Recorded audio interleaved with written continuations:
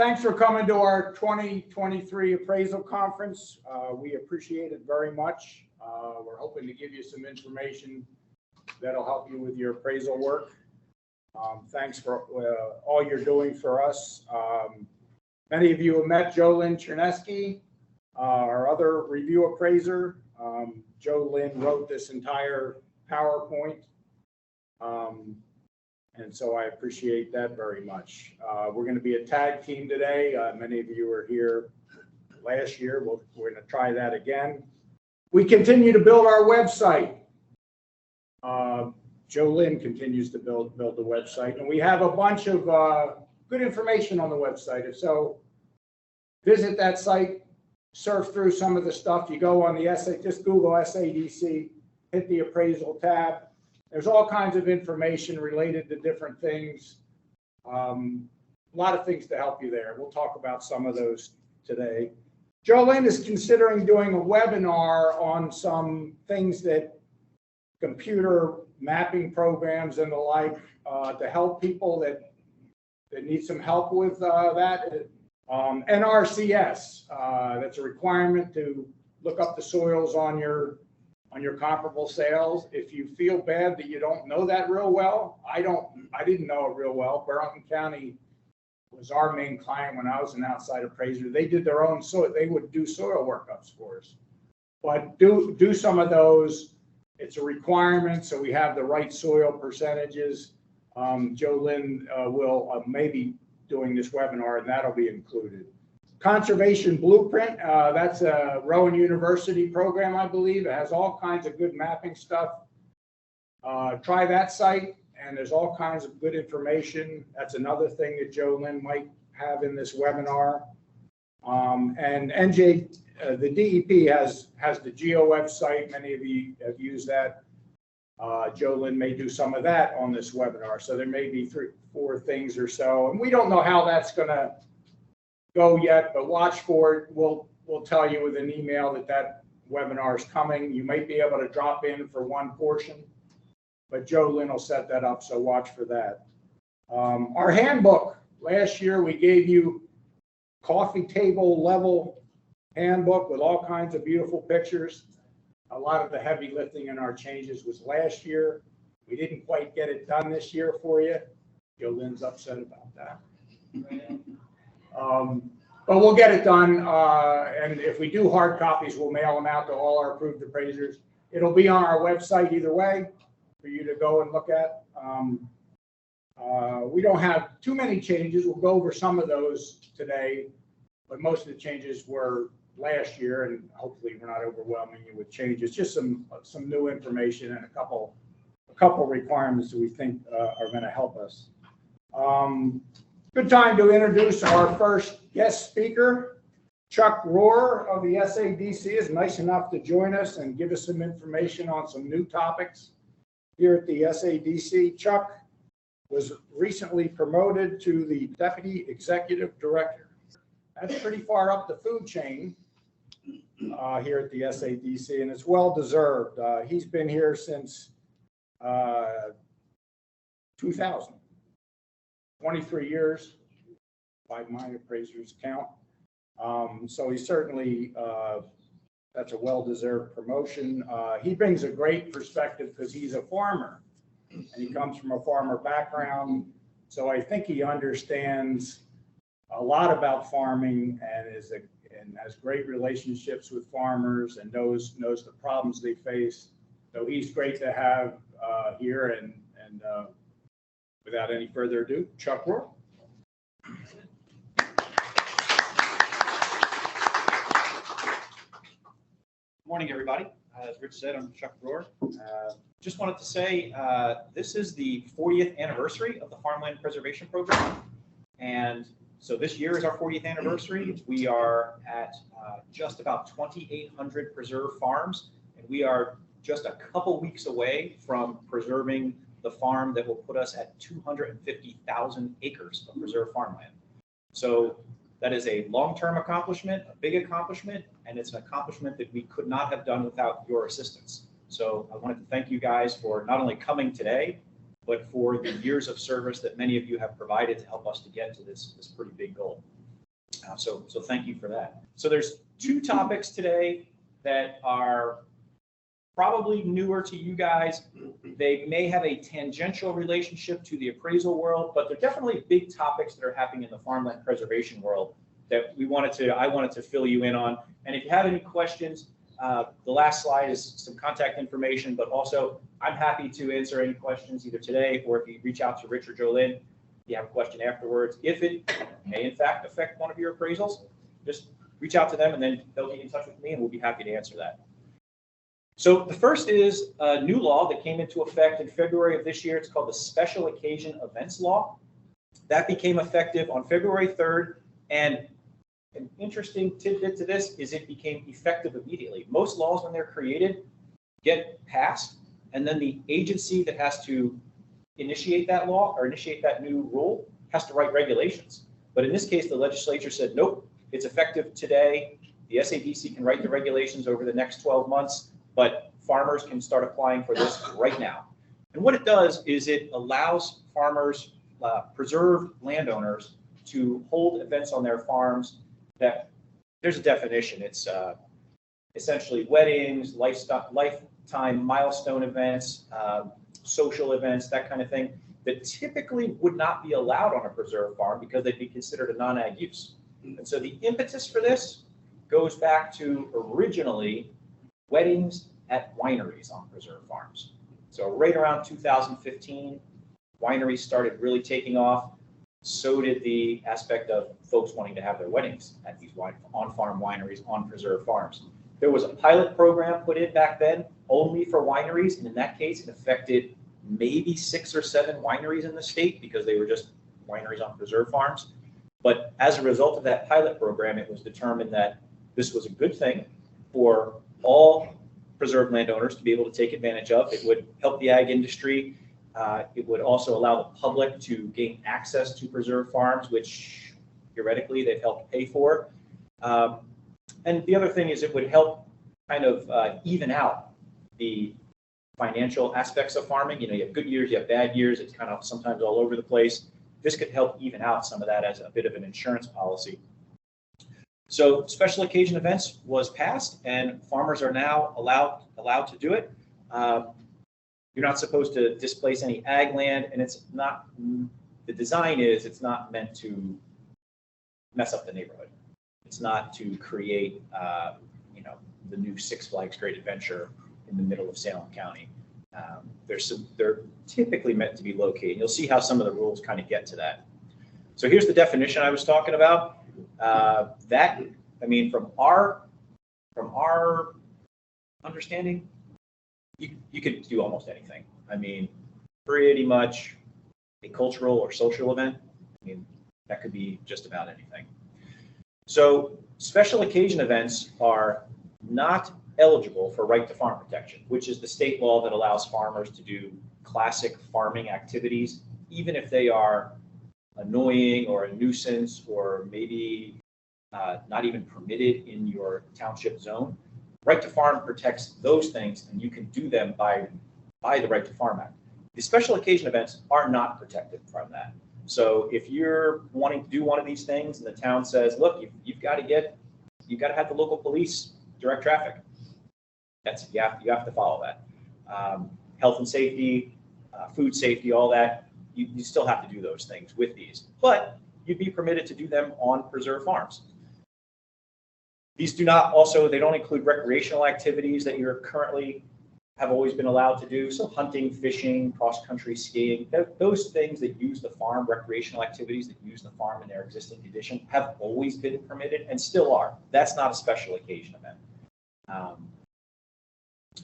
So some of the specific details that are important. The law says you can do 26 of these events per year. And of those 26, 6 can have more than 250 guests.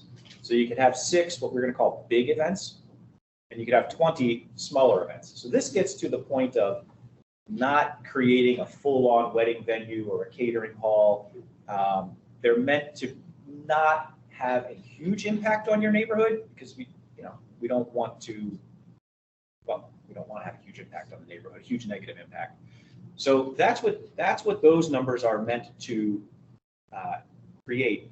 But interesting side note, for the 26 events that you're allowed to have, if an event is marketed as a single event and it occurs on consecutive day, 2 consecutive days, that's just considered one event. So say a weekend event. So you have a weekend, pick the thing, Irish Festival. So weekend Irish Festival on my preserved farm, I'm billing it as one event. You come for both days. That only counts as one of my 26 events. So theoretically, you could have 52 days of events if you played this all the way out. Let's see. So I've sort of started to explain the difference between what's an SOE and what's not. The other document we have, it's part of the Right to Farm program, is this on-farm direct marketing AMP. And that is a very descriptive document that talks about how could I do marketing of my own products through things, think about like pumpkin patches and hay rides and things like that. If you've got pumpkins to sell, well, then having a hay ride to the pumpkin patch is kind of an added value type of thing. And that's perfectly fine. And so this on-farm direct marketing AMP describes the limits and the criteria that you would do those kind of marketing events, and it would still be considered marketing my product. And that is not a special occasion event. That's just straight up marketing what I'm growing on my farm. So special occasion event has nothing to do with my farm, except that it's the location. So think of a wedding. When people come to a wedding, they're coming to celebrate the wedding. They're not coming to buy a pumpkin. They're not theoretically they aren't coming to buy much of anything. They're just coming to celebrate the wedding. So that's kind of what the differences are. What we've told landowners is if you're going to have both, you're going to do some marketing of your own stuff, but you also want to have these special occasion events, you can go to your county ag board and you can get what we call a site-specific ag management practice that'll parse those out. And it will say, these 10 things that I'm doing are marketing my output of my farm. Those are not my SOEs. These other 5 things, the weddings and the Irish Festival that I plan to have, those are SOEs. And then when you go to your town, that other stuff that's marketing, that's already protected. When you go to the town, you only need to seek approval for permits for those things that are not right to farm protection. So the wedding, traffic for that, the police presence, that kind of thing. As far as structures go, the law is very clear. You can't build new structures to have special occasion events. So you could use it says you have to use a structure that's been in existence for at least 5 years. So if you got an old barn, you're welcome to use it. And in fact, that's what a number of folks are doing. They've got a beautiful old dairy barn. They haven't had a dairy in 30 years. The barn is kind of obsolete as far as repurposing it to put tractors and things in because it's smaller than today's machinery, but it's a beautiful structure. So clean it up, fix the inside up a little bit, make it friendly for folks to come in, and you've got the makings of a venue to have an event.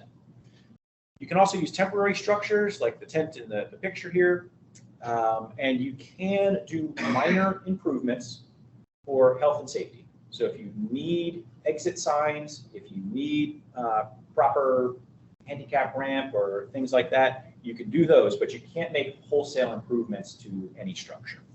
So it does limit. We did not want people creating new buildings to have these events in, because once you've made that investment, well, I say because, but part of the logic is, once you've made the investment in something like a new building, you're going to want to have as many events in there as you possibly can to cash flow your investment. So we knew if people were allowed to build new structures, that could lead to people trying to really push this rule. So it is limited to existing structures that are more than 5 years old, or temporary structures. And I think this is the last slide on this one. Well, what happens if you break the rule? So the law does contemplate what happens if you do violate these rules. And so there's dollar penalties for 1st through 4th offenses. And some of those, though, I mean, those numbers, to me, I wouldn't want to pay that fine. But if I host a wedding and someone's paying me a $20,000 site fee, $1,000 fine is kind of a cost of doing business. You might see it that way. So what we think the real teeth in this is the bottom lines. So the ability to suspend these events. So you get the dollar fine, but you also get a suspension, 6 months, a year, and then at least a year or permanent suspension. And that's where we think it's really that's where the rubber's gonna hit the road with folks. Because if you're a place that has booked events, let's just use weddings as an example, you don't want the upset bride who you have to make the phone call to say, well, I held a wedding inappropriately and they suspended my permit for 6 months, which means I can't have your wedding. That's not a phone call any proprietor wants to make. So we think that's going to be where the real teeth are in this. But the fact is there are some penalties. And so we think it could be a great thing for the ag community and for the general public if they follow the rules. And if they don't, we've got these to try to straighten things out. Second topic, soil protection standards, might be a little less flashy, but it's a project that we've been working on for 16 years. And we are nearly about to wrap it up to make it official. But the cause of this is we had a landowner, a preserve landowner, who took to work to bulldoze about 20 acres of his preserve farm to make it pancake flat so he could put greenhouses up on it. Now, the deed of easement says you can use your farm to put up ag structures and build ag roads. That's what it says. It doesn't put a limit on it. And when we told him, hey, we think that's too much, he said, well, my deed of easement says I can build ag buildings, and I'm preparing the land to build ag buildings. And then we said, well, there's another paragraph of the deed that says you have to conserve the soil and water resources of the farm. And we had differing opinions.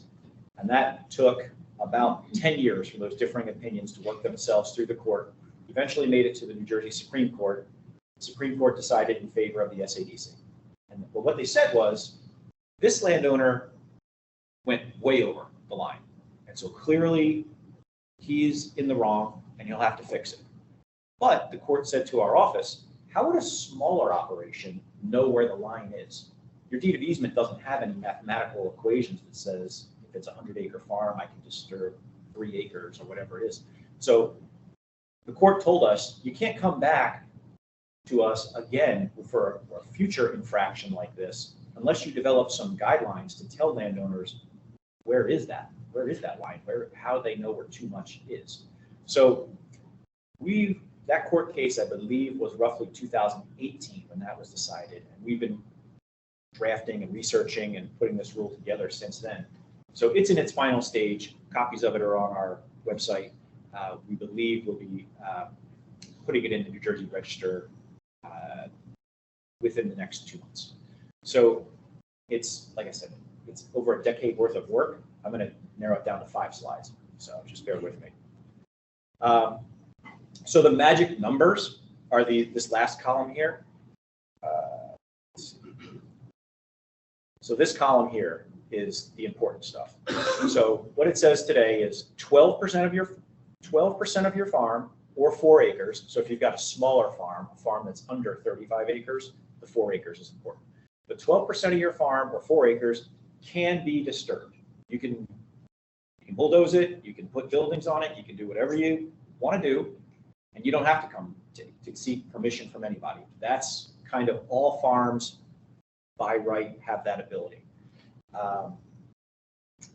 Farms that are over the limit right now, they're going to get another 2% or 1 acre. So if you're over today, if you've already disturbed more than 12%, you're still going to have some room to grow. We're going to have this waiver is built into it. There's another slide that talks about that. So I'll talk to the waiver in a minute, but it gets you a little bit more. And then so the issue is, well, how many farms does this affect? So the rule is going to apply to all farms, but how many farms does it impact today? And the answer is, of the 12% that all farms could go up to, roughly 96% of all farms in the program today have used less than half of that. So 96% of farms are less than halfway to their total. So the impact on the number of farms is pretty small today. Years from now, we may get there, but today, 96% have used less than half, so a lot of room to grow. About 3% are in that 12% range, where they're right at the top or pretty close to it today, and 1% are over this waiver of 15, and those are the ones that are going to benefit from this, the ability to do a little bit more, 2% or 1 acre. So a small fraction of the farms are impacted by this today, but for those farms, it is meaningful.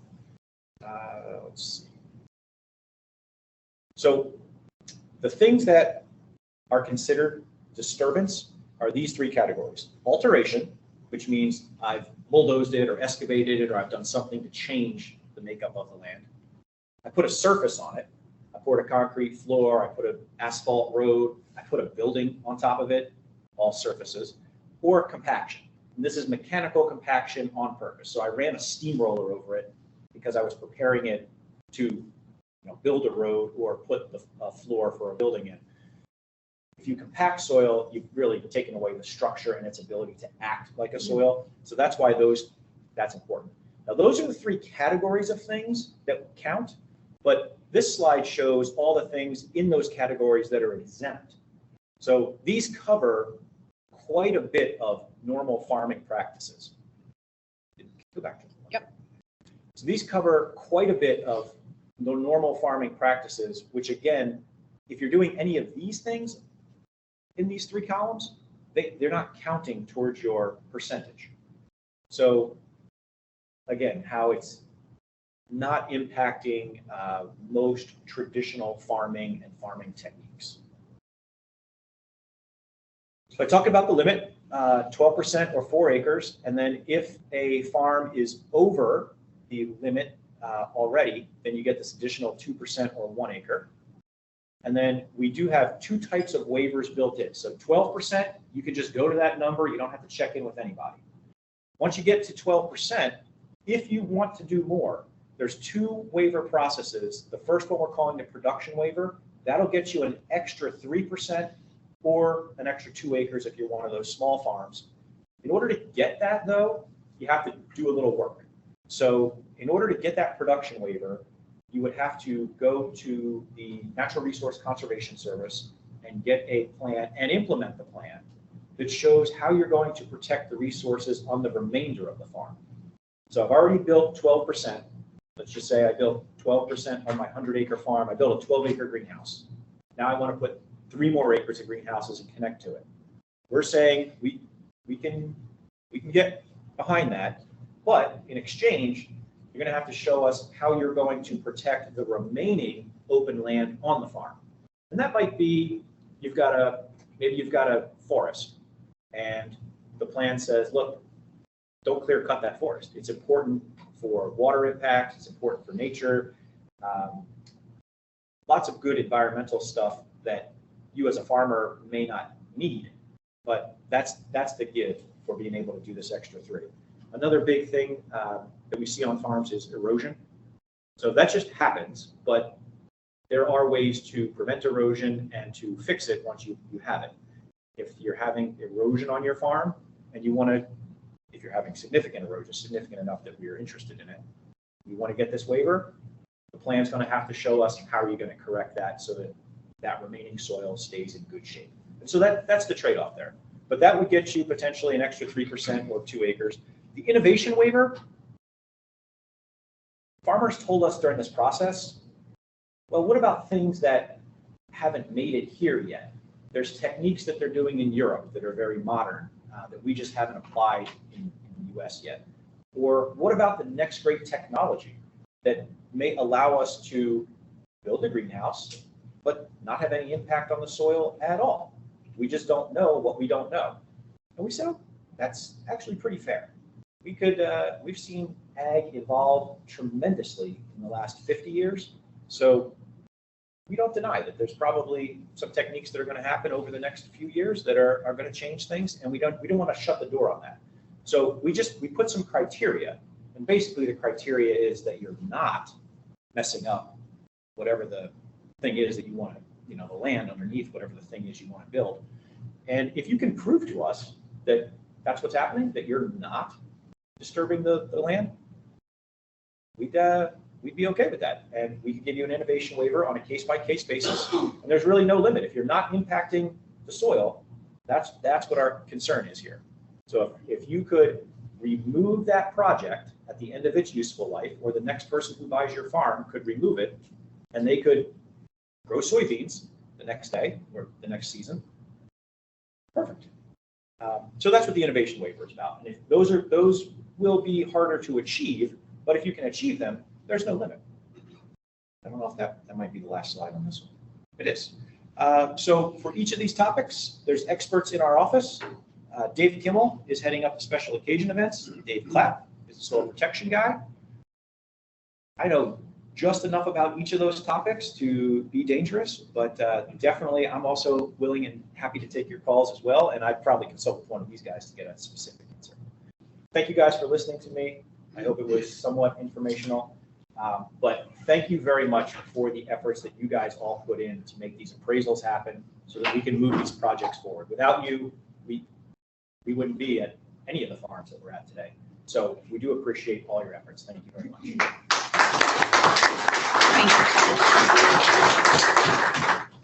So I'm going to quickly go over today's agenda, our remaining agenda. We're going to talk, Jolyn's going to talk about deed of easements. These are the deeds where farms are preserved. You review them if they're comparable sales for RDSOs, dwelling opportunities, and she's going to show you where to look on the deeds, but she'll get into that. We have Scott Sullivan from the DEP, who is an expert on sewer service. We always wonder whether our property can get sewer service, and often becomes more valuable if it has sewer service, and he's going to speak on that and take your questions. We'll go over some handbook changes. There's not too many. We did a lot last year, so we'll go over those. Appraisal cleanup, just some things we're seeing, recurring problems. Just want to point them out to you and make, you know, you want to get them right so we don't have to get a little more crazy on you. There's a New Jersey Pinelands and Highlands interactive mapping. Some of you may be aware of this stuff. Jolyn's going to go over that. Some very helpful mapping. And I have a roundup of miscellaneous topics at the end, and that will probably be cut down due to time, but we'll see if we can get to some of that. So next, and there'll be a question and answer period at the end. Jolyn's going to talk to you about deeds of easement. Good morning, everyone. Thank you for coming. We are going to spend not too much time, but a little bit of time on the deeds of easement because that is why you're here. That is your job, is figuring out what kind of value is associated with the deed of easement. And so one of the confusing things about the deed of easement is residential opportunities and exception areas. So we are going to talk a little bit about that. I know you do this all the time, and I know that most of you know about it, but we're just going to try to save you a little bit of time and show you where to look in the deed of easement if you're wondering if your comps have residential opportunities and so forth. So this is the clear the air portion. If you had any sort of questions about that, this is where we're going to talk about it. And again, this is an after consideration because this is where your farm is restricted. Part of this is to talk about the different types of residential opportunities. Chuck talked about an RDSO. That's one type. We'll talk about some of the others. There's really only one true way to know what your property has. We have a few hacks, but the only true way to know is with your deed of easement. And we're going to show you what's going to be listed in that original deed of easement and where to look for it. So the first thing is, what's the difference between an exception area and a residential opportunity? We often see in the adjustment grid that it'll say exception area, and then the adjustments are based on that. And that's not entirely correct, because an exception area and a residential opportunity are two different things. They can be related, but they're two different concepts. An exception area is just simply an area of the farm that we don't pay on. And kind of what Chuck was saying earlier, you can kind of really do whatever you want there. That's out of our jurisdiction. So if the farmer, when they were preserving their farm, had the wherewithal to say, you know, I kind of need this area to be my own private space. That's all that is, and we don't pay on it, but that's it. Some of them don't have any residential opportunities at all. A residential opportunity is just a general term that means you can live on the farm. It could be within the exception area, it might not be. It could be existing, or it could be in the future. But as you can see, they're two totally separate things. And that's important to know when you're reading the deed of easement so that you don't make any assumptions. The next thing is, well, then what is residential opportunity versus an RDSO? They are not the same. We are seeing some appraisals come in where these terms are being used interchangeably. RDSO is not an abbreviation for a residential opportunity. As I said before, residential opportunity is just a general term. So we're now going to go through like a little table comparison, and some of these things might seem obvious, but I just want to bring your attention to some of them. And just remember, residential opportunity is just a general term. It just means living on the farm. That's all it is. RDSO is a specific term. And as Chuck said, it's a floating opportunity. And it's something that the farmers kind of say, you know, when they're coming to us for preservation, they say, I want one of them floating things. That's an RDSO.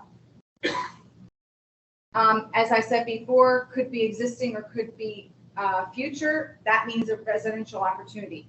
An RDSO is only in the future. If you have a house on a farm, that's not an RDSO. That is an existing house. That is something entirely different. A residential opportunity, you could have more than one. But an RDSO, if it's through the SADC, you get one for every 100 acres. A residential opportunity could be in an exception area, could be out of an exception area. Not an RDSO. An RDSO cannot be in an exception area.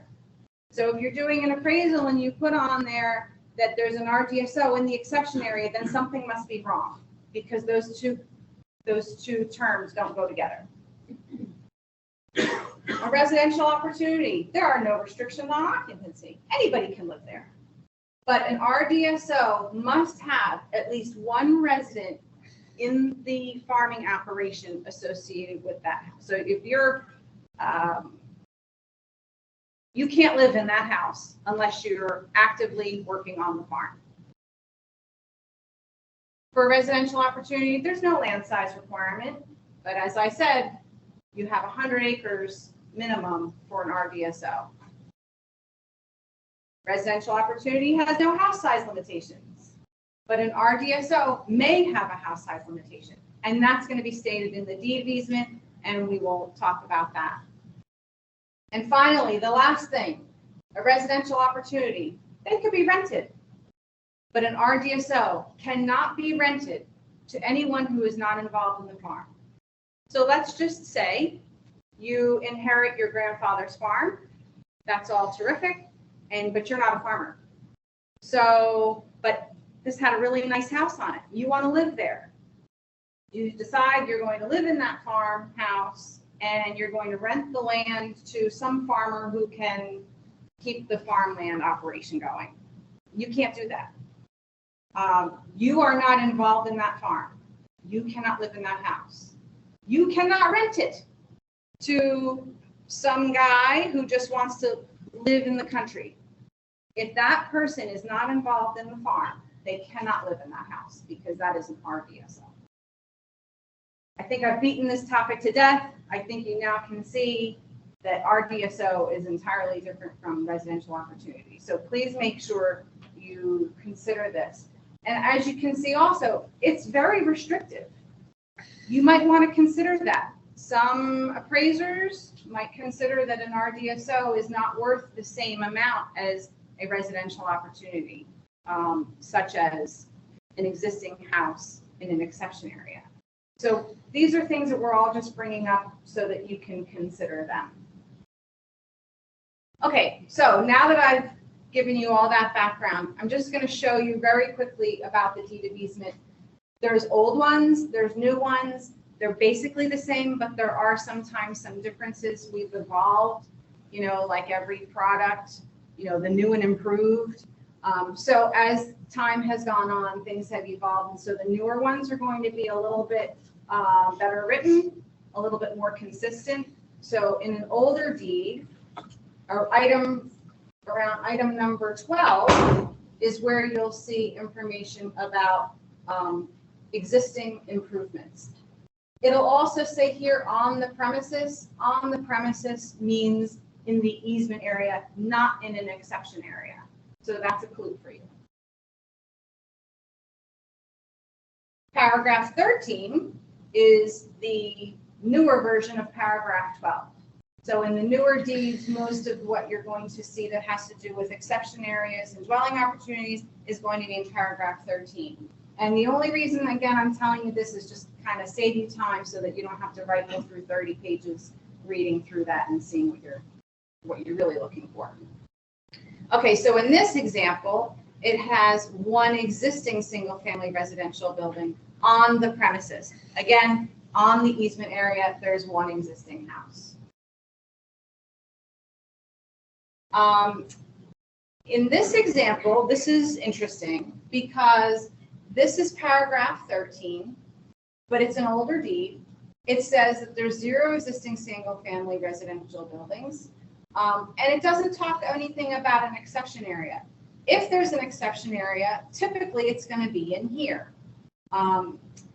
In this deed, it happens to be older, and there is no exception area, but there is an exception area on this farm. It just doesn't happen to be listed in paragraph 13. So if you see this and you say, oh, there's nothing here, okay, I'm good to move on. Not necessarily. At the back of the deed, there will be a legal description and there should be a reduced copy of the survey. This survey goes with that previous slide. And as you can see in the survey, this has a little flag-shaped exception area. It says that it's 2.03 acres. So you can't just stop with paragraph 13, especially if it's an older deed. You got to look through, go to the back and see what the survey says. Now, in this case, it does not tell you if it's severable or non-severable. And we'll get into that, but most of you realize the difference between a severable and a non-severable exception. There is one document that can amend the deed of easement. So in that previous slide, it had an exception area, but it didn't tell me if it was severable or not. This here says, this is your clue word, recertified. That means that they corrected it. There's other words here, modified, amended. Those are your clues that there's been a change. And it says with a severable exception. So I don't want to confuse you, but there's only 2 documents that can amend the original deed of easement. One of them is a corrective deed. The other is this, which is a cost-sharing grant agreement. So if you see a cost-sharing grant agreement, don't ignore it because it might be correcting something that's in the deed of easement. These are for county projects. You're going to see them in mostly Burlington and Gloucester County. You could see them in other places, but those are primarily where you're going to see them. Okay, here is another example of a survey with a very important piece of information. And I will warn you, these are reduced. So when you get them, it's going to be very hard to read. It's going to be very easy to miss these details. But in this survey, there's a little cabin, and it has a note here that says recreational use log cabin, see note 14. And then there's a list of all the notes, and note 14 says there is an existing recreational cabin that is not recognized as a single-family residence and cannot be replaced as a single-family residence. So that's really key. Because if you go out and you see this comp, you're taking your picture and you see a log cabin, you're gonna say, oh, okay, there's a house there, that's a residential opportunity. Not necessarily, because in the deed, it's telling you that that log cabin doesn't count. And you can't tear down that log cabin and rebuild it as a house. So I think you're starting to see the point of reading the deed of easement is quite clear. It's important to do it. Okay, so now we're back to paragraph 13A, 13, and we're going to talk about the A and the B. So the A is where it's talking about existing buildings on your premises, your easement area. And if it has an A, that's a clue that there's going to be a B. And the B is your exception area. The B talks about the exception area as described in attached Schedule C. So you're going to want to go and look at that attachment. So that's your clue that you can jump right to Schedule C for more information. But this is going to give you information about whether it's severable or non, and how many houses you can have in that exception area. So in this case, the exception area shall not be severed. That means it's staying with the farm. The exception area is limited to one single-family residential unit. It could have one house, but not always. It might not have any houses. It might have two houses. So this is very important to understand, that your exception area allows for certain things, but doesn't exclusively mean that you can live there. And here proves my point. This is a severable exception limited to two houses. So is an exception area with two houses the same as an exception area with one house? It would seem as though there might be a difference in value, and that's something for you to consider. So again, in your adjustment grid, just to say that there's an exception area doesn't tell the full story, because you could have one house, you could have two, zero, whatever, and you want to be comparing accurately. Likewise, saying that there's an exception area doesn't tell the whole story, because you could have more than one exception area. This property happens to have multiple, and it says Schedule C1, 10.501 severable exception area. So the C1 is the clue that there's going to be a C2. This happens to be a severable exception, and it's limited to one single-family residential unit. So this is an interesting topic, because a severable exception means that they have the right to apply to subdivide, and if they get approval to subdivide that, then they can sell it. This has the right for a single-family residential unit there. That means you have a buildable lot. It's not buildable yet. You have to go through the approvals. But when you're considering that property, you now have a property that has the potential to have a buildable lot.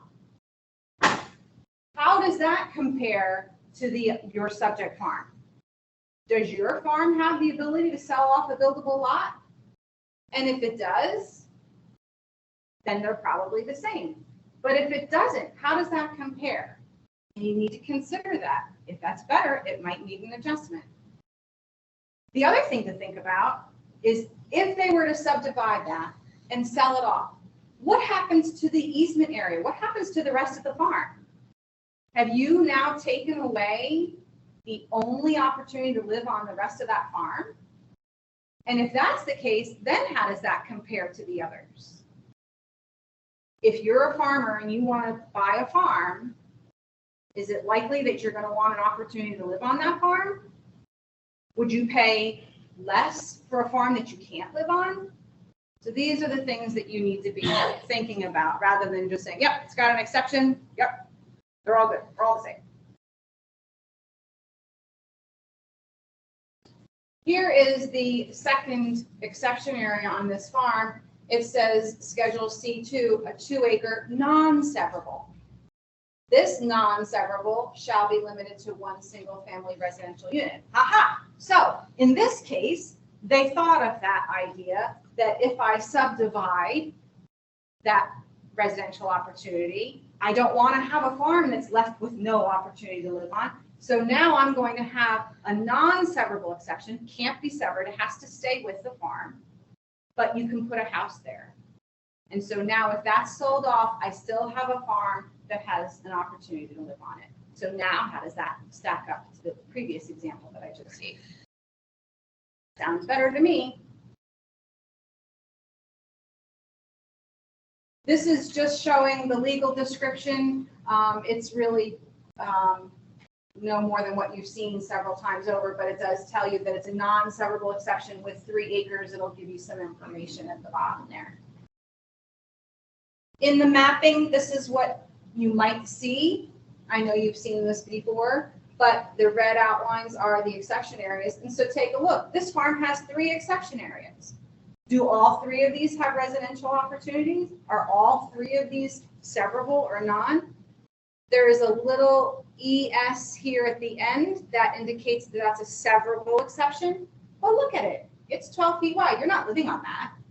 That's not a severable exception for the purpose of living on. That is just an access easement. Then you have this area over here. This has EN. This is also an EN. N means non-severable. This is going to stay with the farm. This happens to be a conservation easement. Are you living on that? No. And conservation easement, what kind of restrictions go with that? What is that going to do to the value of the farm? If I have a conservation, I mean, am I going to pay less for that? Because now I have to worry about more restrictions. And then here is another exception area. This is probably where your house would go. But this is just simply to show you that, again, I'm beating the topic dead to the, but one exception is not the same as another exception. You want to really think them through. This is just a deed of easement showing you when you have multiple exception areas. This is the just some more information. It's just more of the same. More of the same. Okay, now paragraph 14. This is where we talk about the RDSO. So remember I said they're not the same. RDSO stands for Residual Dwelling Site Opportunity. And that's important because in the deed of easement, if you have an RDSO, they don't call it an RDSO. They spell it out as Residual Dwelling Site Opportunity. So it might be easy to miss if you didn't understand what that stood for or what the term means. So paragraph 14 is where you're looking for the RDSOs. In this example, there are none. But just want to show you down here under your definition. RDSO means the potential to construct. So that means future. Has to be future. This is the definition of it. And on the premises. And we talked about premises before. That means the easement area. So that's not in your exception. That's the definition of an RDSO. Must be future, must be in your easement area. Oh, wait. One more thing. Well, we don't have to go back. You want to go back? You can. When we're talking about future, what happens if they exercise that RDSO and they decide to build the house? At some point, the future becomes the present. And you might go and look at this and you'll see a house there. It could be because the RDSO was built on, was exercised and built. So just think about that when you're reading through your deeds. If it's really old, that could have been transformed into a house. Okay, so here is an example of a deed that has an RDSO. So paragraph 14, somewhere around 2I or 3I, it'll tell you 1 residual dwelling site opportunity. In this slide, it talks about the size. Remember I said it could have a size limit. If it does, it's going to be paragraph 14, little 3I, or whatever you call that thing. This one says not to exceed maximum heated living space of 3,500 square feet. So if there's a size limit, it's going to be in here. So think about that. Now you have an RDSO. We've told about all the restrictions that go along with it, how you have to be involved with the farm. But now I can only build one that's 3,500 square feet. My size is limited. So how does that compare with say, a house that is a future opportunity in an exception area with no restrictions. So please consider these things. We have Scott Sullivan from the DEP. As Rich mentioned earlier, he is a sewer expert. We know that valuing land, not just farmland, but any land, sewer is an important consideration. So Scott's going to give us some words of wisdom. Scott, thank you for coming. I'm Scott Sullivan with the DEP's Water Quality Management Planning Program. And one of the main things that we do is delineating the sewer service area boundaries throughout the state. So what the sewer service area is the land area identified in our water quality management plans, which may pursue a permit to connect to a wastewater treatment facility. So it's important to note that being in the sewer service area is not in itself permission to connect or any approval to connect. Similarly, it doesn't guarantee that there's capacity or infrastructure readily available to connect those areas to any sewer treatment plant. So it might not sound like it gets you a lot, but really without being in the sewer service area, you can't pursue any of those other approvals and permits that you would need to make that connection. So it's kind of like the main factor gatekeeping sewer service for a property. So the way you can check whether a property is in the sewer service area, the DEP has a tool called GeoWeb, which was mentioned earlier. This is an online mapping tool, and our program updates it roughly every 2 months, and there usually aren't huge changes between those 2-month updates, so wouldn't expect many huge changes very quickly. If you did want to be more diligent, you can also check on our website of recently adopted amendments to those maps that may not be in the map sheet, but like I said, there's probably not going to be too many of those every 2 months. And so areas outside of the sewer service area can be added in with those amendments that we do. However, that's a pretty lengthy and cumbersome process. At a minimum, you can usually expect at least a year, sometimes a little shorter if there's not too many issues, but they can extend out for years if there are more substantial issues.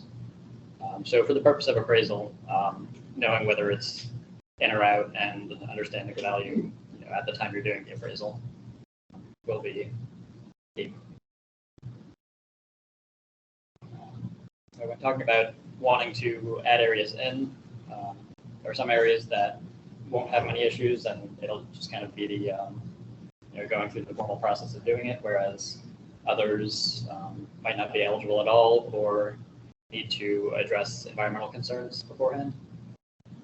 So the main factors there include environmentally sensitive areas, and the ones that we look at are wetlands, threatened and endangered species habitats based on the department's landscape project data, natural heritage priority sites, and 300-foot buffers on designated Category 1 waterways.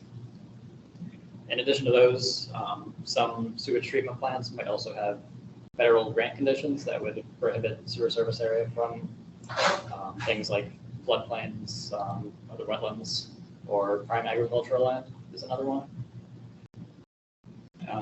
There are also certain planning areas in the state, such as the CAFR area, the Highlands and the Pinelands, that have additional and stricter regulations regarding access to being added to the sewer service area.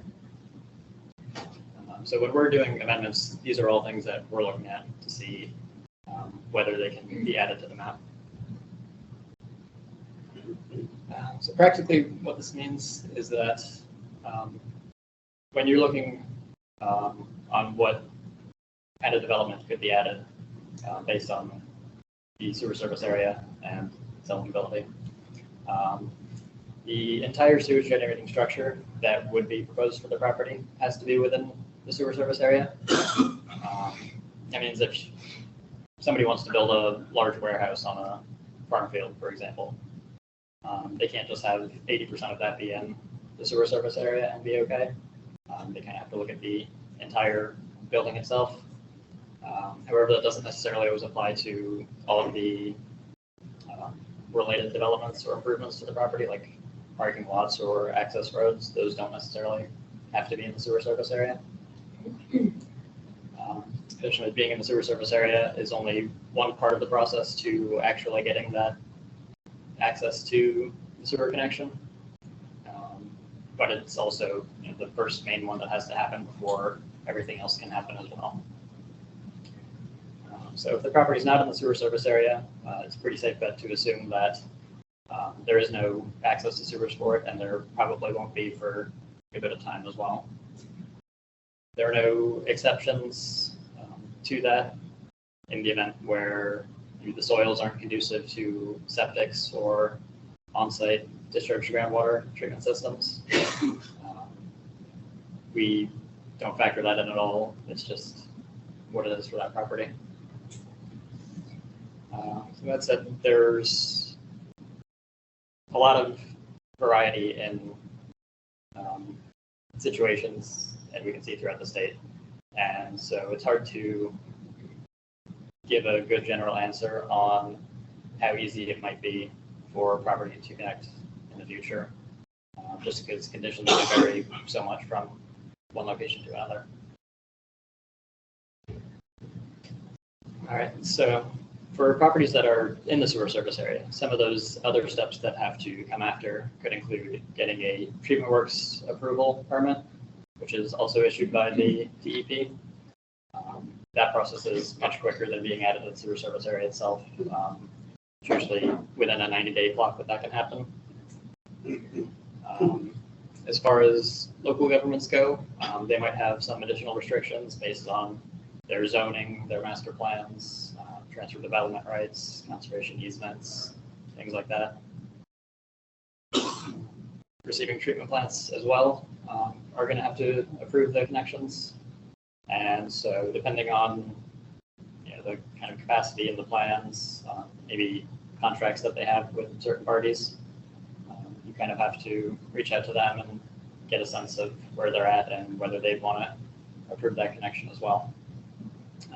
Additionally, the infrastructure that they have built out so far could play a factor as well.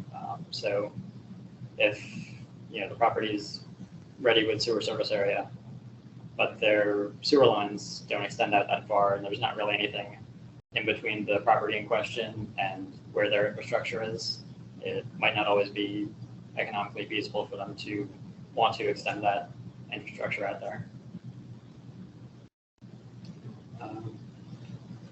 Additionally, for the properties that don't have close access to kind of a larger regional or municipal treatment system, on-site discharge to groundwater treatment systems are used in some places as well. If they're larger than 2,000 gallons per day for the wastewater flow that they'll be generating, then those will still have to be within the sewer service area. All right, so real quickly, we'll look at some example situations that have come up recently in the past. We have the Prestige property in Gloucester County. So we have aerial imagery here of the property, branded in yellow. And then the blue shading over here is that property again, and the sewer service area around that property.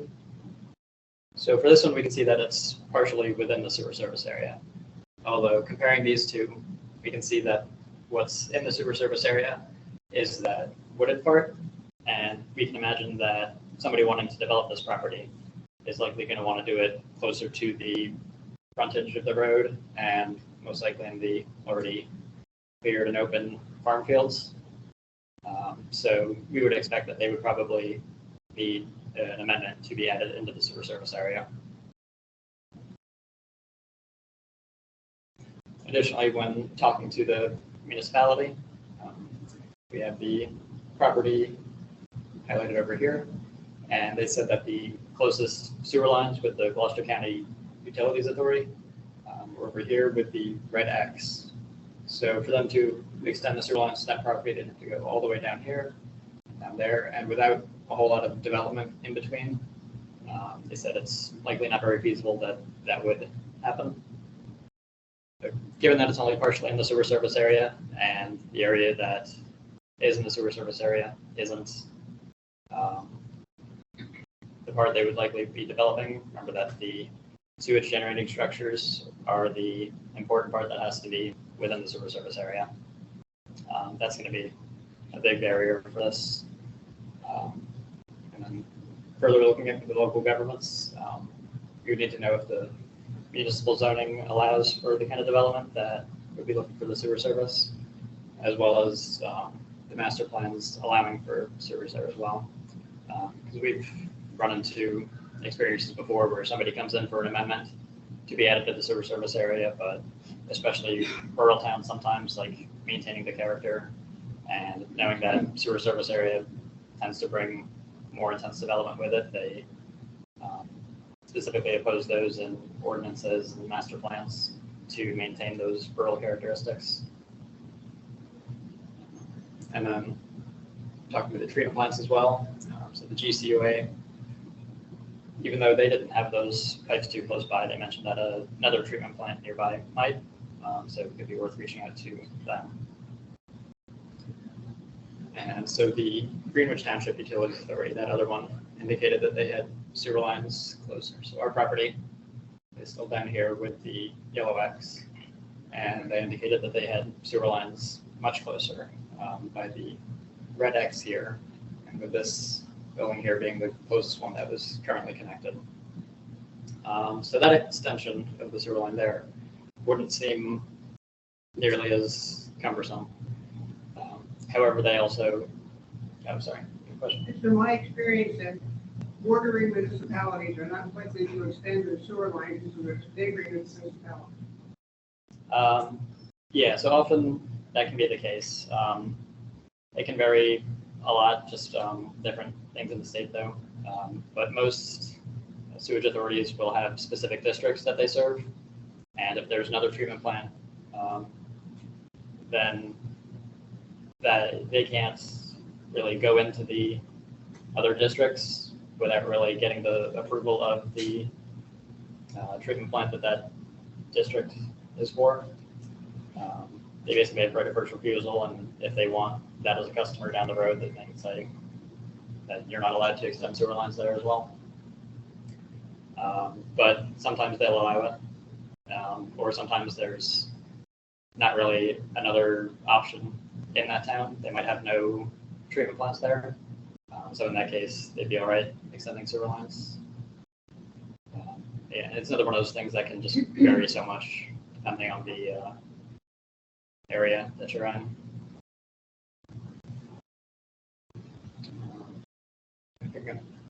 We have the Greenwich Township utility with the closer sewer lines, but they indicated that the capacity at the treatment plant was almost reached.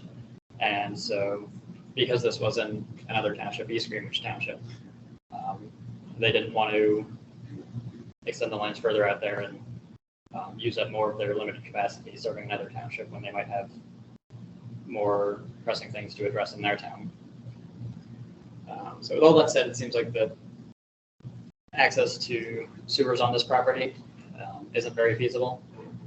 If it ever did happen, it would probably take a very long time and still be pretty expensive. So another one we have here is the Sullivan property. This one's in Somerset County, and no relation to me.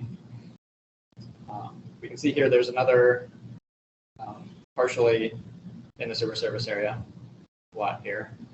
And from the aerials, we can kind of see that looks like maybe the existing dwelling unit and other small developments are what's in the sewer service area right now, whereas the much larger area with the cleared farm fields are outside of the sewer service area.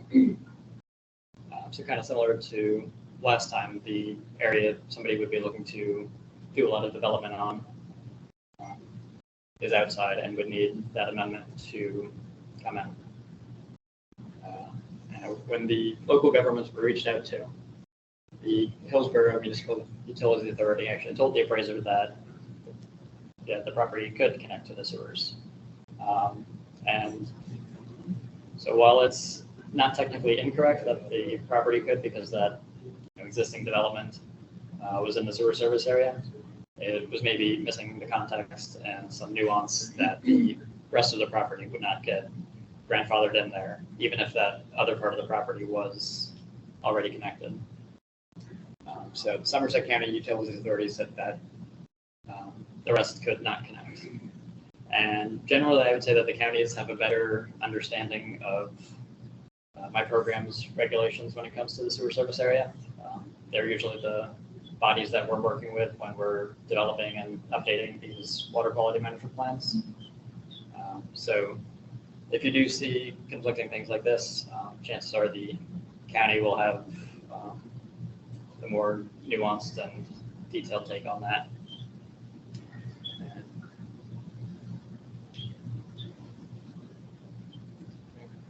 So I mentioned that with the DEP's New Jersey GeoWeb tool, you can look at the sewer surface area mapping. And in addition to that, you can also look up a lot of the environmental constraints, just to see, like, even if it's not in the sewer surface area, is it something that could somewhat easily be added in, or is it something that would have a lot of environmental constraints, and that would draw the process out much longer and make it much less feasible.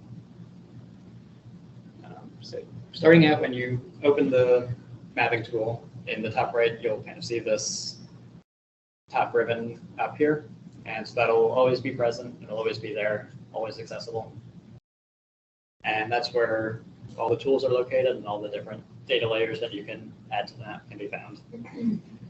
So first off, there's a parcel search tool. So if you have the block and lot for the property and the municipality and county that it's in, you can enter all that information and it'll snap the map directly to that property, and it'll also highlight it for you. So it's always easy to see, even when you are adding other different data layers to the map. A little further down with the ruler, we have a measurement tool, so that can be helpful if you know the location of where the sewer lines are and seeing how far they might have to extend, or looking how close they are to a Category 1 waterway. And then under number 3, it kind of looks like these 3 squares stacked on top of each other. That's where all the data layers are stored. And so clicking on that brings up this other drop-down menu with some categories. Oh, sorry, can you go back? Mm-hmm. So clicking on that, and then clicking on one of the categories will open up another layer with all the actual data layers you can check on and off. And so the important ones that we're looking at here are in number 4 with the planning areas. That's where you can find the CAFRA, Pinelands, and Highlands areas. Am I right, you can't find soil on GeoWeb? I think you might be able to. I'm not 100% certain, but Okay. you can? Okay. This is the clunkiest website I've ever been on. Really? Somebody made it up on purpose to make it clunky. You gotta spend hours on this thing to find out what you want. That's interesting, because normally I've heard that this is a decently public, user-friendly kind of thing. The program. Forget it. Yes, where do we find soils? On what tab?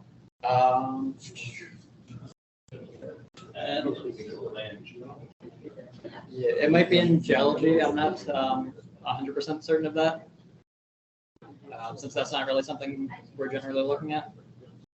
Yeah, he's not really the soil guy. He's more the sewer guy. We usually recommend NRCS for the soils, which is also a little clunky.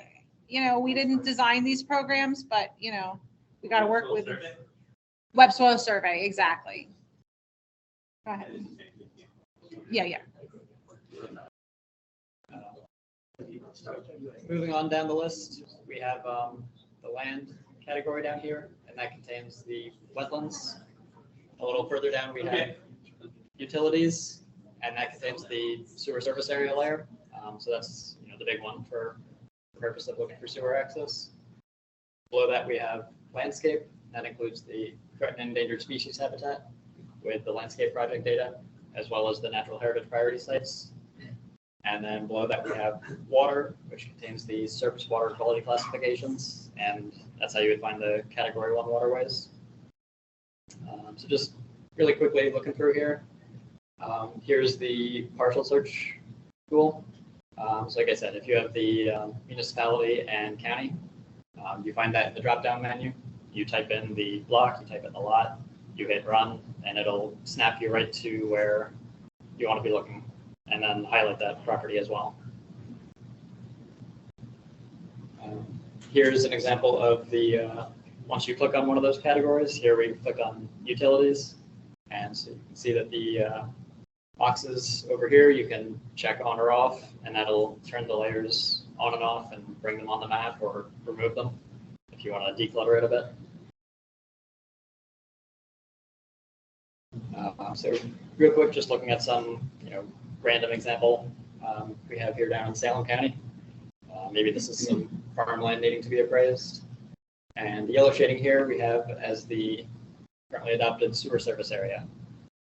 So we can see that even though the property is not in the sewer service area right now, it's still close to these two. So it's potentially feasible that maybe in the future it could be added there and get connected. Just looking at the environmental constraints that we may be facing, if we turn on the wetlands layer, this blue shading shows that there might be a little in the back, maybe a little bit in the front as well, potentially an issue. Looking at the category 1 waters, so for these you have to click on the streams that show up, and it'll give you this pop-up menu. And we can see in the category it says FW2 NTC1. The important part there being that C1, so anything with C1 in the category would be category 1 water, and it would have those 300-foot buffers on it as well. And so then looking at the one a little above, we see that there's no C1 there, so that would not be a category 1 water and would not have those restrictions. And we've got the landscape projects with the threatened and endangered species habitat. And this one's usually kind of a little more overwhelming, especially in rural areas where it covers a lot. It's got a few different colors, so with this one as well, you can click on it to identify, and it'll have this bit of information pop up. And so the key thing there is at the top here with the rank. And remember that the restrictions are only on ranks 3, 4, and 5 for these. So if it says 1 or 2 there, then that would not be any barrier for sewer service. And then for this as well, it's worth mentioning that the data, because it's so dense and heavy, it's broken up into different regions in the state. Otherwise, it would slow down so much. So when you're turning the layers on, you need to make sure that you look at the landscape regions and know which one that you're in. You can click on those to identify which region it is as well. And then from there, you can choose the correct region there. So ours was in Salem County over here, which was the Piedmont Plains. And so that's why I had that one turned on and all the others turned off. And then lastly, we have the natural heritage priority sites with the pink or purple shading here. And we can see that it also has some of that in the back of the property as well. So depending on how much development might be planned for that, could be an issue if it wants to go really far back. But if it was just looking more towards the frontage with the road, then maybe wouldn't be an issue. Well, if there's no other questions, my contact information is up here. Feel free to reach out to me with any more general questions as well. Thank you all for having me. We'd like to thank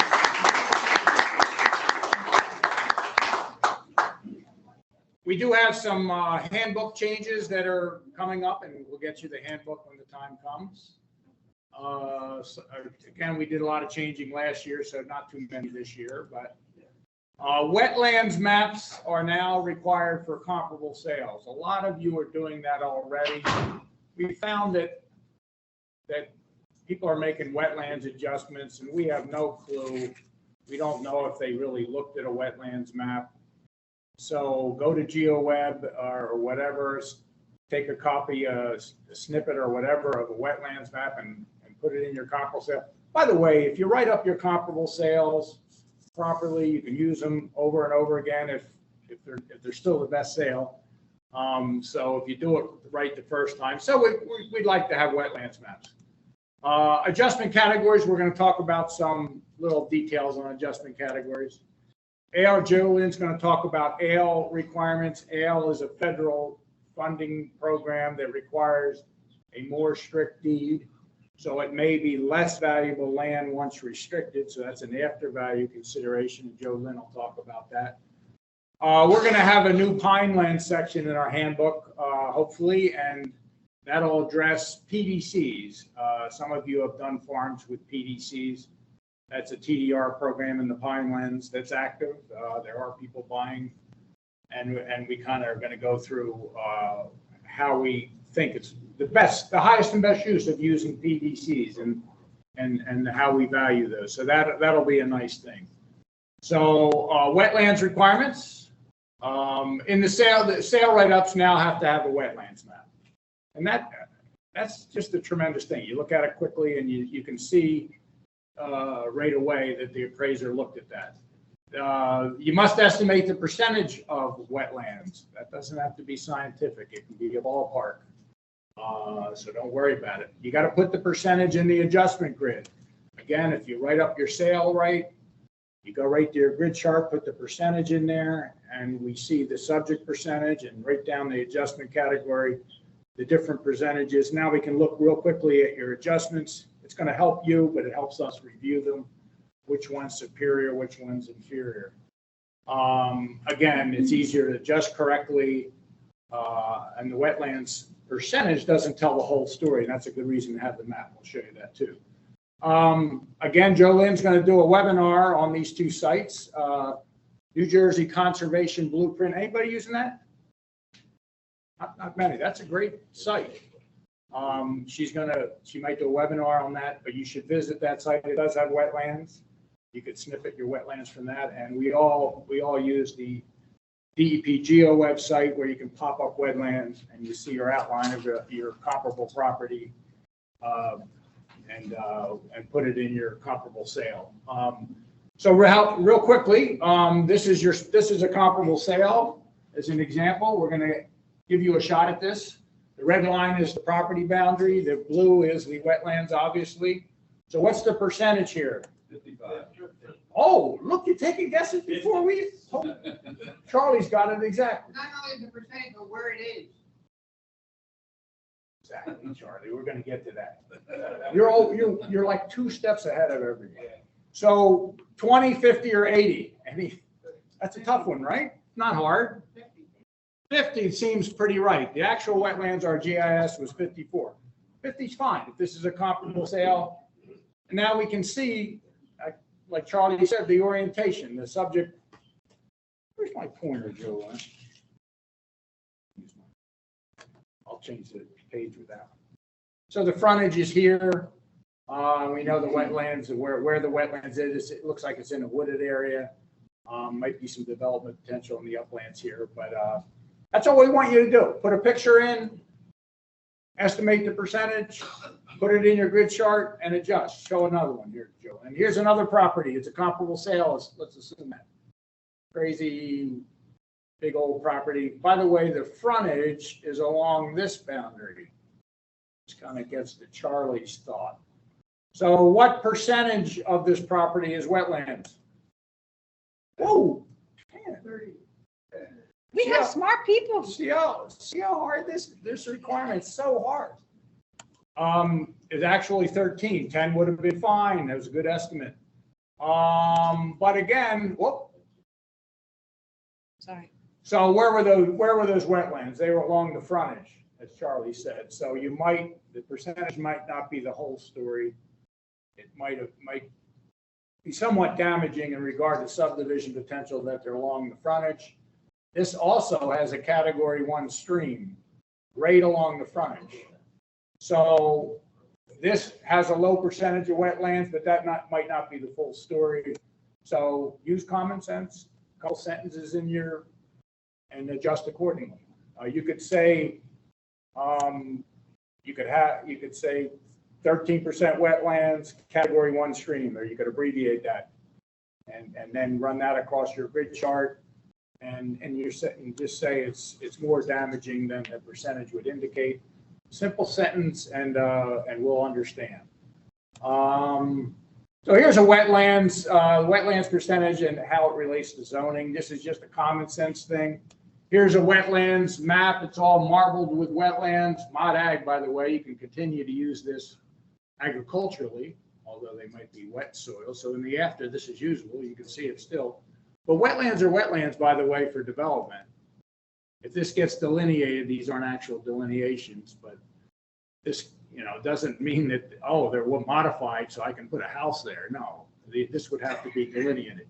So you can imagine even a 50-foot setback, how much this property is impacted. The frontage is up here. And let's say you determine that this is actually 2 lots now. So let's say, you just kind of say, this is so impacted by wetlands that you might get 3 lots along this frontage. Nobody's going to do a cul-de-sac. It's just too. But your zoning is, your zoning is 1 acre. And all the comparables have inferior zoning. Generally, the smaller the lot size, the more valuable the land, right? But this one you might get 3 lots of 10 acres each. So in the zoning adjustment, use your common sense. You can't take advantage of this 1 acre zoning. You might not adjust for it.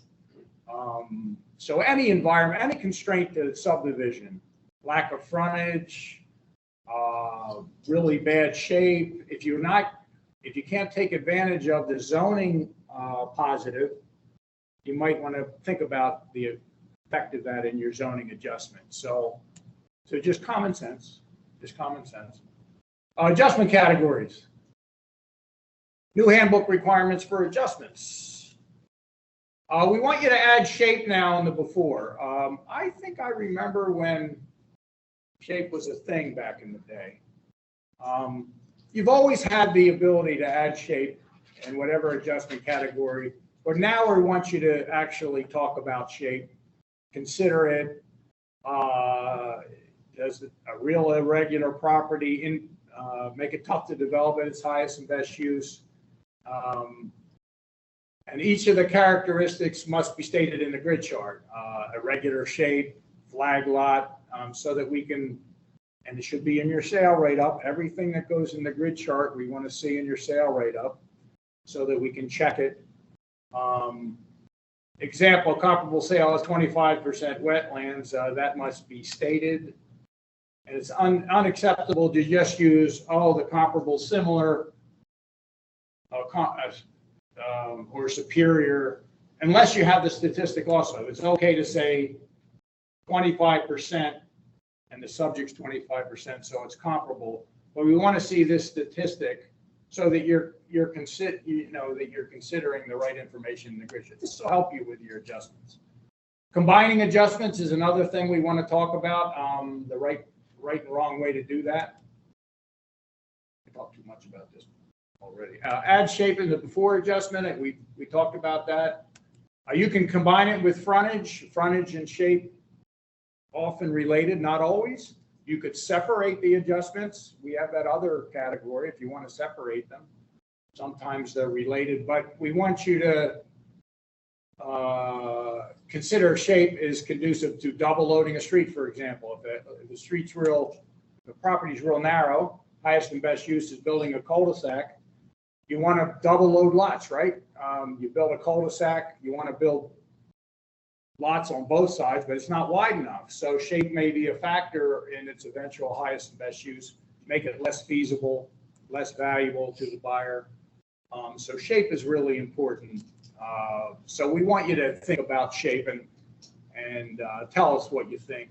A lot of times it has to do with an inferior shape, but think about shape and frontage. Here's one that's a couple examples. This is a flag lot. Obviously, the frontage is down here. There's minimal frontage, so that's something to adjust for. It's going to be tough to subdivide that lot. The shape is also bad because you got to run a long street. If you were going to build in the back, probably not feasible. Here's an elongated one. Again, elongated shape. It turns out the frontage is some of you may have worked on this, but there is frontage down here. So maybe the shape isn't so bad being elongated because you could subdivide all frontage lots all day long here. But sometimes if it's a bowling alley property and it's real long and deep, it's just not going to be feasible. So the shape is more of a factor. Here's an irregular one. Again, you got some limitations to frontage here. By the way, the effective can be impacted. Is that a class change? The frontage can be impacted by wetlands, and so the effective frontage might be slightly less. You can talk about it. Here's a real unusual shape. There's frontage here, frontage here. There's a driveway that goes back. The green is the property, by the way. Driveway that goes right down here and up to a farmhouse. This might be tough shape-wise to build out at its highest, at the high density. Maybe you can come in through this cul-de-sac, but consider shape and frontage. So we're adding shape. Again, a grid chart, real quickly, the important thing about this grid chart is we're quantifying things. And you found your subject had 25% wetlands and all the comps had exactly 25%. That'll happen. The important thing here is good comps. The important thing here is we want you to quantify things so we can just and you can quickly look at this and how to adjust. Again, shape and frontage were merged. We say what they both are, flag shape and 5 feet per acre, a frontage ratio. And then in your discussion, you can sort of talk about them separately, shape and frontage, in a couple sentences. You don't have to write a demonstration report. Wetlands, the percentage is in here. We're not guessing at it. It's in your comp write-up. Soils, this is a before chart, very limited is septic. We have all our septic. We went to NRCS and we got all our septic ratings and put them in here so we can adjust real quickly. So whenever possible, it'll really help you to write up your comp properly, bring in these percentages to most of you are doing this, but it really helps us, and I think it'll help you. Combining adjusting categories in one category can lead to confusion if not done correctly. You can do it.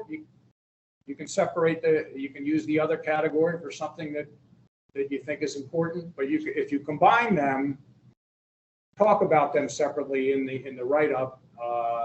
So each must be stated in the grid. Maybe the characteristics of each of these categories will show you that. Each of these adjustment combined categories must be explained in the write-ups. Again, a sentence or two on each. Example, shape and frontage ratios combined. Tillable and topography often get mixed. They're two different things. Might be good to separate those in adjustment categories, but if you have them together, make sure that you put like 90% tillable / rolling topography on your grid and talk about these two separately in your write-up if you combine those two. And don't make us guess at what you're doing. Again, a sentence in write-up is all we need. We can figure it out. Here's another before grid. Again, shape and frontage are merged in one adjustment. We have the two characteristics and you make your adjustment. Soils characteristics. This is a before chart. This is septic requirements, very limited, usually what people quote. It's kind of like wetlands. It's the really bad area that's quoted here. We're getting away from severe, moderate, and slight. Those septic ratings, we still see those used. We're using the current terms are in our packet that we give you, by the way. Very limited, not limited. What are some of the other categories? Somewhat. Thank you. Other. Not rated. Thank you. This is a sharp crowd right here. Get away from slight, moderate, and that's showing your age. I'm getting old, so I don't want to do that. And Jolyn's going to talk about ale a little bit. Okay. You want to drive? Yes, I'll drive. Okay, we are very tight on time, so I'm going to go through this very, very quickly. Basically, ale is a new consideration that's required in the handbook. There will be something in the handbook about this.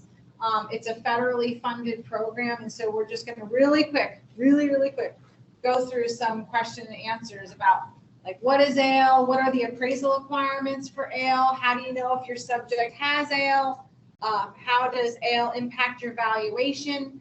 What ale resources are available? And what will this look like in your adjustment grid? So the first question is, what is ale? And after today, you're probably going to need one of these, but that is not what we mean here. ALE stands for Agricultural Land Easement. It is a federally funded program, and it's been going on since 2018. That is not to say that there have not been other federally funded programs prior to 2018. It's just that they weren't called ALE. And that's important because when we talk about the ALE deed of easement, you're going to need to know that. You also need to know that for your comps. That's a good clue, because if you're trying to figure out if your comp had ALE, but it was preserved in 2005, it must not have, because this didn't come into play until 2018. ALE is going to be more restrictive than a typical farmland easement. Chuck talked a lot about different restrictions, and you know that the deed of easement places a big restriction on the property. ALE is going to be even more so. We have impervious cover limits, prohibited uses, future construction requirements, where you're only going to be able to build within a specific building envelope. We're going to show you documentation so that you can study this on your own. So I don't want to spend much time on this.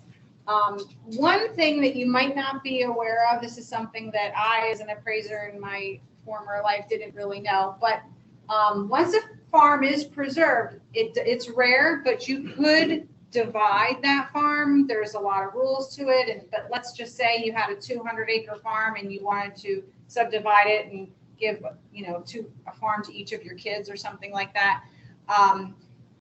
In the SADC, we permit that, but in an ALE farm, it is prohibited unless it's been designated as such ahead of time, approval has been given ahead of time, and so on and so forth. So the big takeaway here is that ALE is going to be even more restrictive than a deed of easement, and we want you to consider that.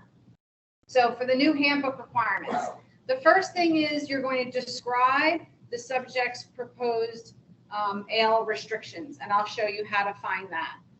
The second thing is you're going to indicate in your sale write-up if that sale has been preserved with ALE. It doesn't have to be a lot. It can just be very simple, ALE restrictions, yes, no.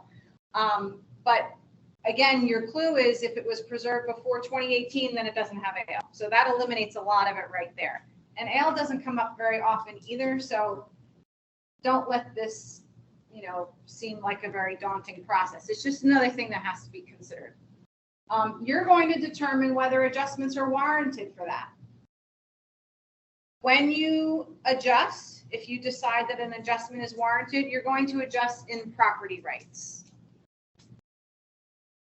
Whether or not you decide to adjust, your explanation needs to be somewhere. Your rationale, put that in your explanation of adjustments, because we can't read your minds, whatever you're thinking.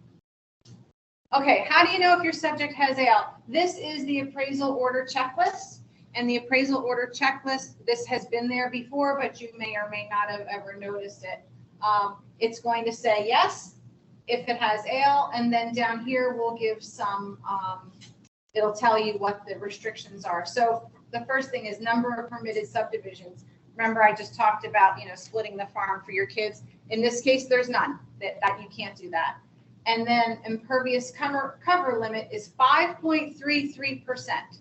So Chuck was talking earlier about soil protection standards and all that. This is even more so. So now it's only 5.33%. So this is something that you need to consider. If you're going to buy that farm and you are limited now to 5.33%, would you pay less for that farm than if it didn't have this ALE restriction? Needs to be considered. Okay, so how does ALE impact your valuation? It is an after consideration. It only affects the farm once it's preserved. And as I said, you're going to check to see if your comparable sales have been preserved with ALE also, because otherwise, how does the comparison work? And you will have to adjust, accordingly, whether the subject had ALE or not. What if you're doing something and your subject doesn't have ALE, but in your research, you find that the comparable sale did. So then that might warrant an adjustment. You'll have to research that. Okay, there are 5 resources that you can use to educate yourself on ale. The first 3 of them are on our website, and we'll talk about that. The first one is the SADC Handbook. Again, not yet approved. It's coming soon, and that will have an ale section. The second thing is the ale guidance document. I'll talk about that in a minute. It explains what ale is, eligibility requirements, and the different restrictions. There is an ale comparison chart. It compares what the SADC deed is and versus the ale one. So you can see how it stacks up as far as restrictions. Number 4 is a list of preserved farms. I sent out a list of preserved farms to our approved appraisers a few weeks ago or so. And there was a column in the end, and I'll show you all the way at the right, that has ale. I have to resend that. We found that there is a bug in the program that generates that report, so I will be sending you another one. So wherever you save that, make sure you're using the new one. That'll be coming soon. And that's what you're going to use for your comparable sales. And the last thing is the ale deed of easements. We spoke a lot about deeds of easement earlier this morning. We're going to talk about a little bit about the ale deed of easement. So if you haven't been to our website, we're really trying to make this a great resource for you. So please try to go and take a look. For the, at the very top, they have these little bookmarks, and you'll see the one that says ale, agricultural land easement. When you click on that, it takes you down to this section that's towards the bottom of the website. It has an explanation of what ale is. And then here are 2 links to 2 of the documents that I was talking about, 2 of your resources, the ale guidance document and the ale comparison chart. So the ale guidance document, this is it. I don't expect you to be able to read this, but it's just this nice little kind of outlay document. It's given to the landowners to tell them what it is, but it's also there for you so you can just learn about it. Since we don't have time to go into it today, this way you can learn about what's involved. This is what the ale comparison chart looks like. It's going to have the SADC deed on the left columns, and on the right it has on the ale deed. So it'll tell you what some restrictions are. As an example, in an SADC farm, you could do sod farming and you could do ball and burlap, like nursery type operations. That is prohibited in ale. This is the list that I was telling you about that I have to resend. The last column is the ale column. So if there's a little yes here, then that indicates that it was preserved with ale. So there's one of your clues. I don't know if you've studied this fabulous document, but we started issuing this last year, and we're going to issue it once a year. It's a list of preserved farms. It's not sales, but it's just all the farms that did get preserved.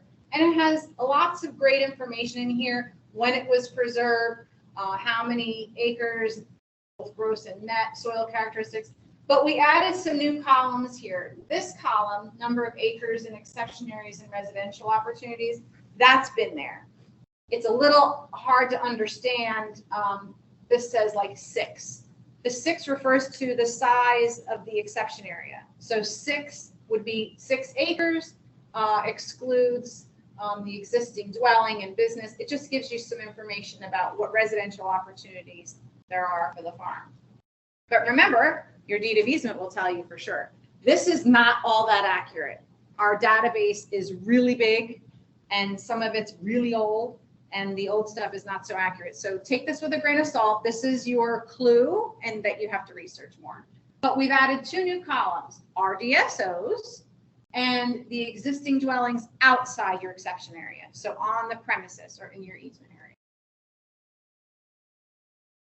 This is what the deed of the ale deed of easement looks like. This is your real resource. The others were just like hacks. It's going to say, oops, that is the wrong button. deed of agricultural land easement, United States Department of Agriculture. Those are your big clues. Over at the left, this is just some standard language, but it does talk about some of the restrictions. So like for this one, this is what I was talking about before. Sod farming and burlap type nursery operations are prohibited on an ALD. This tells you that that building envelope that I was talking about earlier for this particular farm is only 7.5 acres. And then this tells the impervious cover. So in the appraisal order checklist example, it was 5.33. For this farm, it happens to be 6. That's going to change. I believe it ranges from 2 to 10%. So obviously that's different, and it's something that's going to have to be considered with the different farms. But this is where you're going to find that information. At the back of the AL deed of easement, there will be a document, a map that looks like this. It's not going to look as nice as this. It's not going to be this easy to read. I added in these little arrows just for the demonstration, but these are our exception areas. This hash mark line is your building envelope. There's a whole lot of other things in here, but this is something that'll be at the back, so it kind of gives you a visual of what you're looking at when you read the AL deed of easement. This is what I was talking about before, where you can adjust for property rights. If your subject has AL, you can just do something like this, AL. And then if this sale also was restricted with AL, you could just put restricted with AL, I don't know, or just write AL, however you want to handle it. This one didn't have AL, maybe that one then has to get adjusted down. That's for you to consider. You have to look through and determine, are those restrictions worth an adjustment or not? This is the opposite I was telling you about. If the subject doesn't have AL, but then you come across a comp that does, then how would you account for it? So in that case, it might be an upward adjustment. Okay, this is just a recap of the handbook requirements. I'm not going to go through that because of time. And now we're going to talk about appraisal cleanup. How much time do we have? Okay, 11 minutes. Just something that we want you to make sure that you're using SADC mapping. This speaks to, especially if you're doing something for a county or a town where maybe they've hired you, they'll send you a packet with mapping and you use that to base your bid.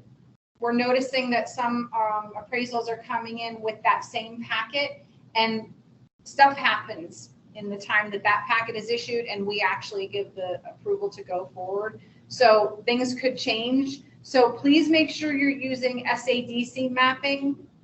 If you don't get it, please ask one of us.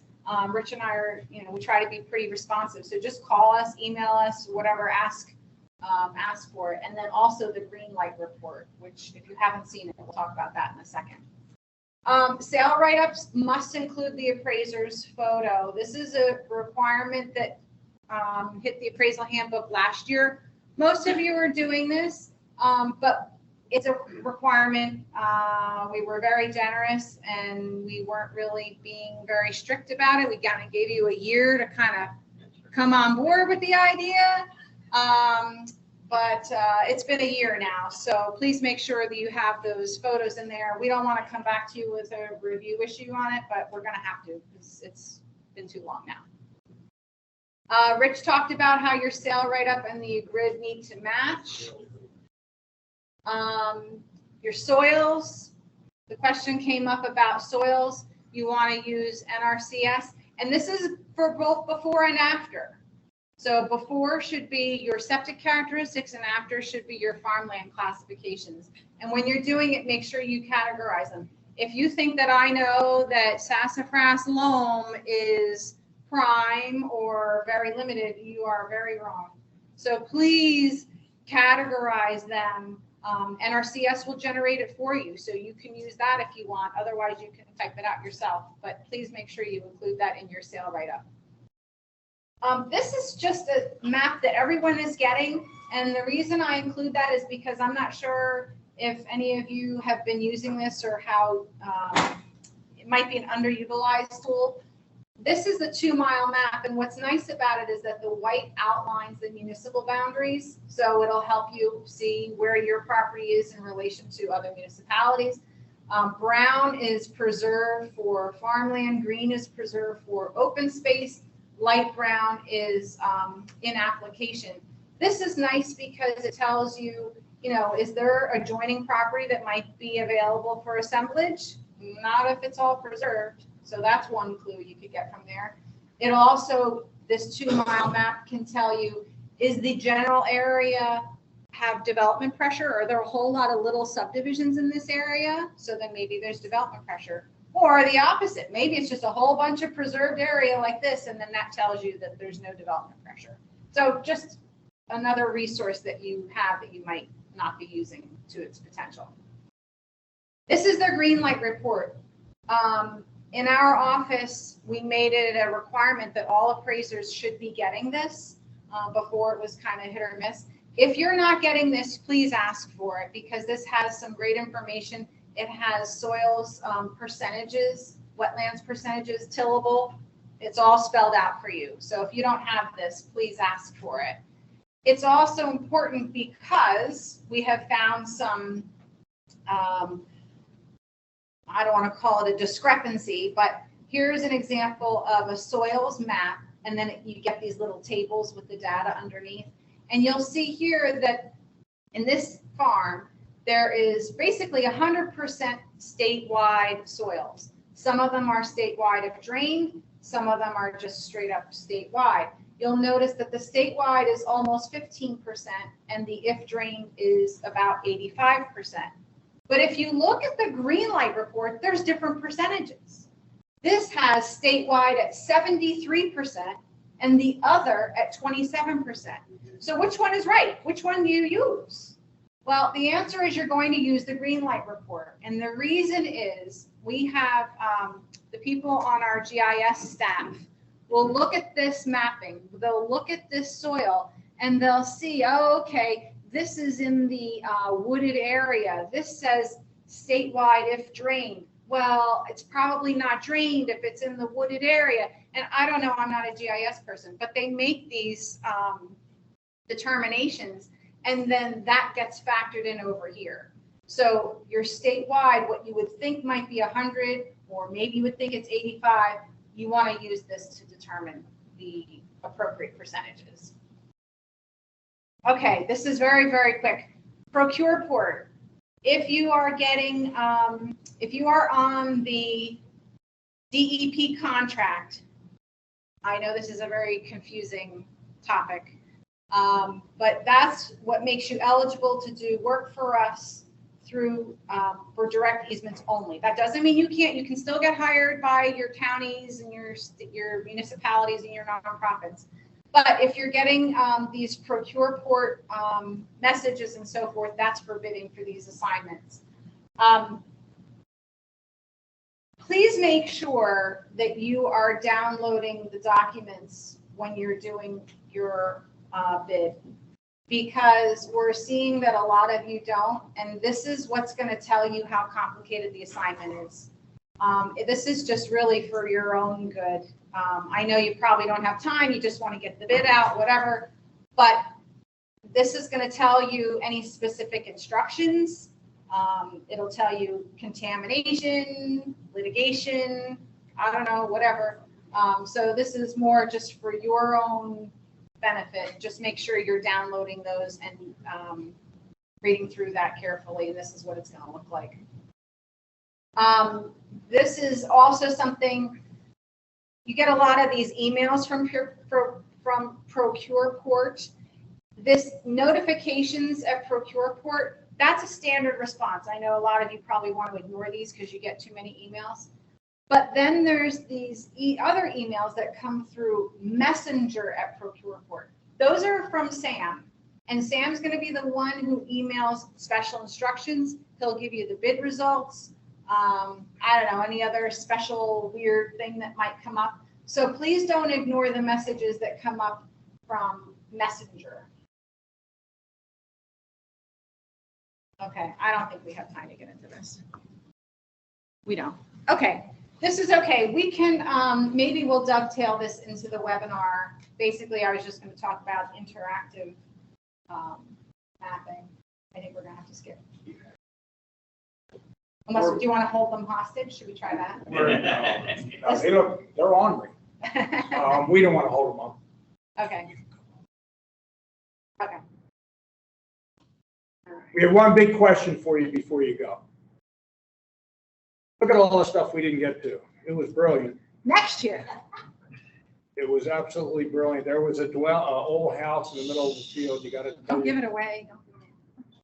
Next year we'll be doing that. We've already got next year's written. Okay. Whoops. Go back one. Go back one. Go back one. One more? Yeah. What percentage of farm applications get accepted by the farmer? There's 3 percentages. Any shot at that? Yeah. What was that? A. Yeah. So we do this in only 50 to 65. That's a good guess. Any other guesses? You guys do your appraisals, you never hear whether they're accepted, right? The answer is the bigger number. Wow. So I think you guys are giving owners very fair offers. We make one offer, it's voluntary, and we have about an 85 to 95%. And the point is, you guys are doing great work. Sometimes you hear the appraisals are lowballing. Well, if it was voluntary and you get this percentage, farmers aren't dumb. So you're doing a great job, and we're just wanted to let you know that. Next. Rich, if they say no, how long are they not allowed to? 2 years. That's a great question. 2 years, I think. And we have had a lot of rejections come back in and get accepted at nearly the same number. I don't know whether they got realistic or whatever, but your numbers have been great. We're honored to certify. We have to certify within your range, by the way. We can't go rogue. If we had 100%, obviously we'd be too high. So here's a good one. There's no such thing as a free appraisal conference. Answer to that one. True. You guys have lost a lot of money this morning, not doing appraisal work here. You had to drive here. We got to do a webinar. So this is a way of saying thank you for coming. So we appreciate it very much.